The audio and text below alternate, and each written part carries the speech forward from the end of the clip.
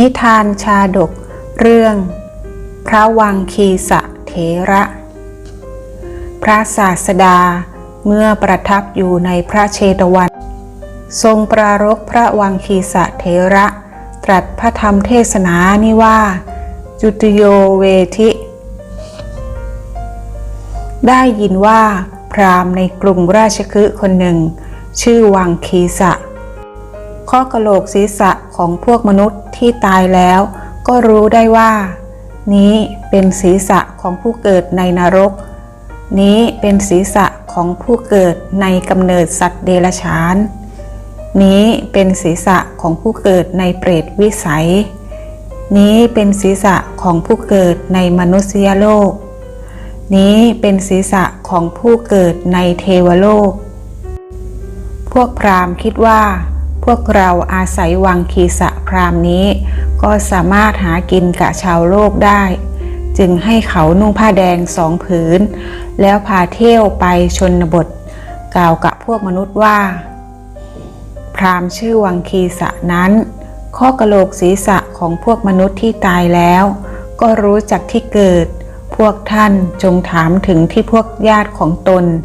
เกิดแล้วเถิดพวกมนุษย์ให้กหาปณะ10 บ้าง20 บ้าง100 บ้างตามกำลังแล้วจึงถามถึงที่พวกญาติเกิดแล้วพราหมณ์เหล่านั้นถึงกรุงสาวัตถีโดยลำดับแล้วยึดเอาที่พักในที่ไม่ไกลแห่งพระเชตวันพวกเขาเห็นมหาชนผู้บริโภคอาหารเช้าแล้วมีมือถือของหอมและระเบียบดอกไม้เป็นต้น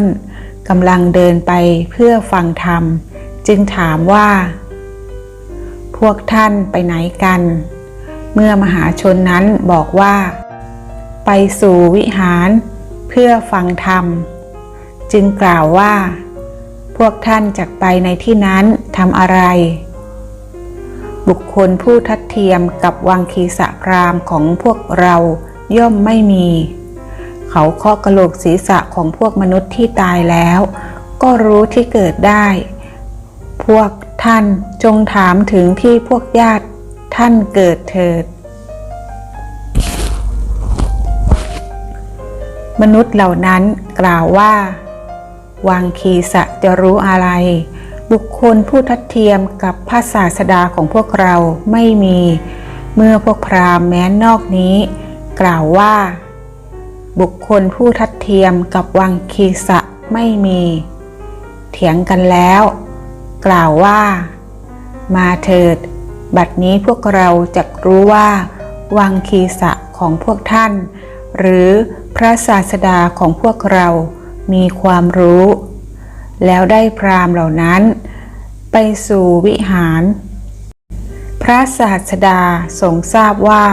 ชนเหล่านั้นมาจึงรับสั่งให้นำกะโหลกศีรษะมา5 ศีรษะคือศีรษะของสัตว์ผู้เกิดในฐานะทั้ง4คือในนรกในกำเนิดเดรัจฉานในมนุษยโลกในเทวโลก4 ศีรษะและกะโหลกศีรษะของพระคีณาสพรับสั่งให้วางไว้ตามลำดับในเวลาที่วังคีสะมาแล้วจึงตรัสถามวังคีสะว่าทราบว่าท่านเคาะกะโหลกศีรษะแล้วรู้ที่เกิดของสัตว์ทั้งหลายผู้ตายแล้วหรือวังคีสะพระเจ้าข้าพระองค์รู้ได้พระศาสดานี้กะโหลกศีรษะของใครเขาเคาะกะโหลกศีรษะนั้นแล้วกราบทูลว่าของสัตว์ผู้เกิดในนรกลำดับนั้น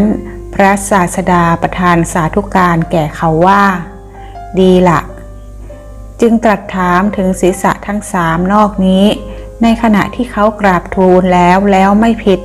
ก็ประทานสาธุการเหมือนอย่างนั้นจึงทรงแสดงกะโหลกศีรษะที่5ตรัสถามว่านี้กะโหลกศีรษะของใครเขาเคาะกะโหลกนั้นแล้วไม่รู้ที่เกิดทีนั้น พระศาสดาตรัสกับเขาว่าวังคีสะท่านไม่รู้หรือเมื่อเขากราบทูลว่าพระเจ้าข้าพระองค์ไม่รู้จึงตรัสว่าฉันรู้วังคีสะพระองค์ทรงทราบด้วยอะไรพระศาสดาทราบด้วยกำลังมนต์ลำดับนั้นวังคีสะทูลวิงวอนพระองค์ว่าขอพระองค์จงประทานมนต์นี้แก่ข้าพระองค์พระศาสดาตรัสว่าเราไม่สามารถจะให้มนต์แก่บุคคลผู้ไม่บวชได้เขาคิดว่าเมื่อเราเรียนมนต์นี้แล้วเราก็จักเป็นผู้ประเสริฐในชมพูทวีปทั้งสิ้นจึงส่งพราหมณ์เหล่านั้นไปด้วยคำว่าพวกท่านจงอยู่ในที่นั้นนั่นแหละสิ้น2-3 วันฉันจักบวชแล้วได้บรรพชาอุปสมบทในสำนักพระศาสดาได้เป็นผู้มีนามว่าวังคีสะเถระลำดับนั้นพระศาสดาประทานกรรมฐานมีอาการ32เป็นอารมณ์แก่เธอแล้วตรัสว่าเธอจงสาธยายบริกรรมมนต์พระวังคีสะนั้นสาธยายมนต์อยู่ถูกพวกพราหมณ์ถามในระหว่างว่าท่านเรียนมนต์ได้แล้วหรือยังจึงตอบว่าพวกท่านจงรอก่อนฉันกำลังเรียนต่อการ2-3 วันเท่านั้นก็ได้บรรลุพระอรหันต์ถูกพราหมณ์ทั้งหลายถามอีกจึงกล่าวว่าท่านผู้มีอายุบัดนี้ฉันไม่ควรเพื่อจะไปพวกภิกษุได้ยินคำนั้นแล้วจึงกราบทูลแด่พระศาสดาว่าพระเจ้าข้าพระวังคีสะเถระนี้พยากรณ์พระอรหัตผลด้วยคำไม่จริงพระศาสดาตรัสว่าภิกษุทั้งหลายพวกเธออย่ากล่าวอย่างนั้นภิกษุทั้งหลายบัดนี้บุตรของเราฉลาดในการจุติและปฏิสนธิแล้วดังนี้แล้วได้ตรัสพระคาถาเหล่านี้ว่าผู้ใดรู้จุติและอุบัติของสัตว์ทั้งหลายด้วยประการทั้งปวงเราเรียกผู้นั้น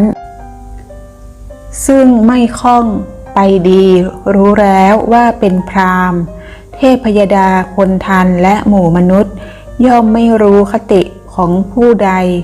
เราเรียกผู้นั้นซึ่งมีอาสวะสิ้นแล้วผู้ไกลกิเลสว่าเป็นพราหมณ์